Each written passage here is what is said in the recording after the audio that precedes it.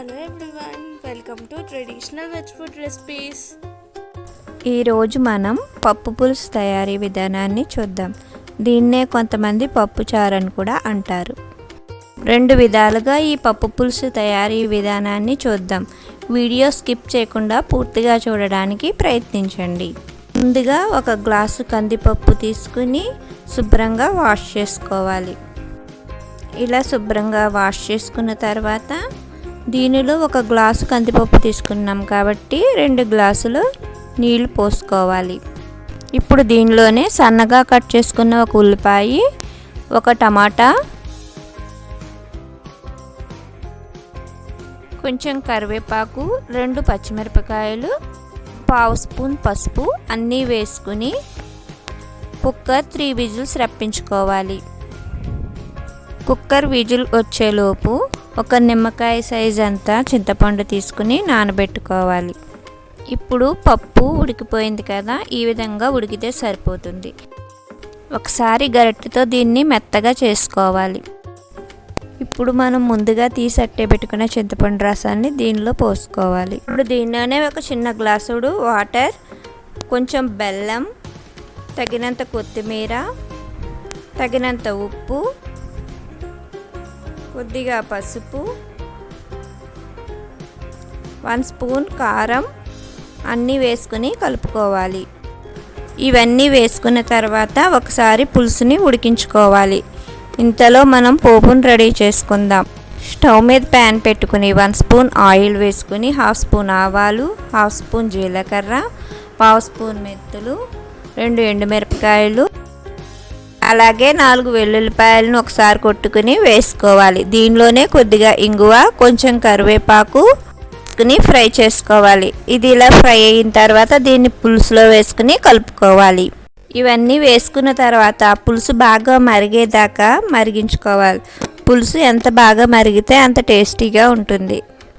అంతేనండి, పప్పు పులుసు రెడీ అయిపోయింది. రెండో విధానంలో పప్పు పులుసు ఏ విధంగా తయారు చేయాలో కూడా చూద్దాం. ముందుగా ఒక గ్లాసు కందిపప్పును తీసుకుని దోరగా వేయించుకోవాలి. ఆ వీడియోస్ మీకు నచ్చినట్లయితే ప్లీజ్ సబ్స్క్రైబ్ మై ఛానల్.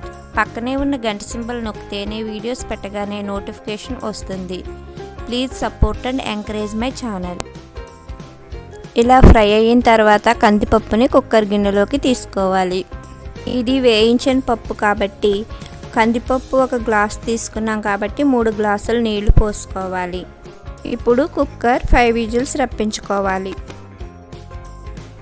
ఇప్పుడు 10 నుండి 15 వెల్లుల్లిపాయలను తీసుకుని ఫ్రై చేసుకోవాలి.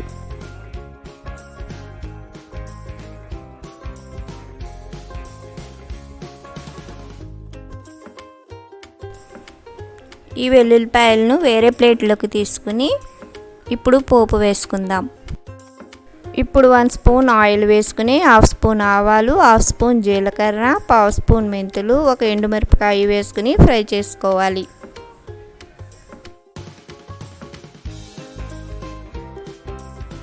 ఇప్పుడు దీనిలోనే కొద్దిగా కరివేపాకు, సన్నగా కట్ చేసుకున్న పచ్చిమిరపకాయలు వేసుకుని ఫ్రై చేసుకోవాలి.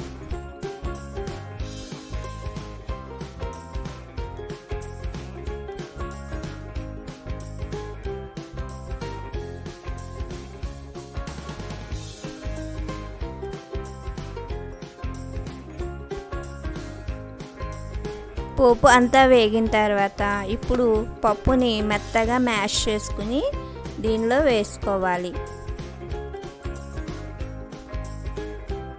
ఇలా పప్పును మెత్తగా చేసుకున్న తర్వాత దీనిలో చింతపండు పులుసు వేసుకోవాలి.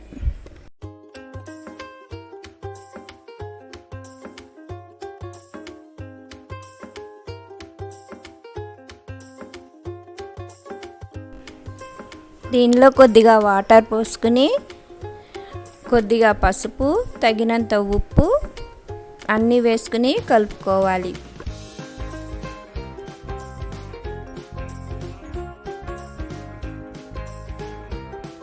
ఇప్పుడు దీనిలో కొద్దిగా ఇంగువ, చిన్న బెల్లం ముక్క వేసుకుని కలుపుకోవాలి.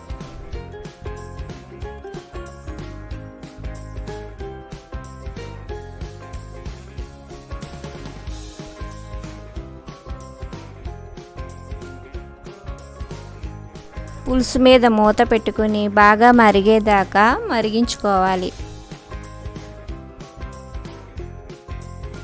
పులుసు మరిగిన తర్వాత వేరే బౌల్లోకి తీసుకుని సర్వ్ చేసుకోవడమే. ఎంతో రుచికరమైన 2 రకాల పప్పు పులుసును ఈ వీడియోలో నేర్చుకోవడం జరిగింది. మీరు కూడా ఈ విధంగా ట్రై చేస్తారుగా. Thanks for watching my videos. Please like, share and subscribe my channel.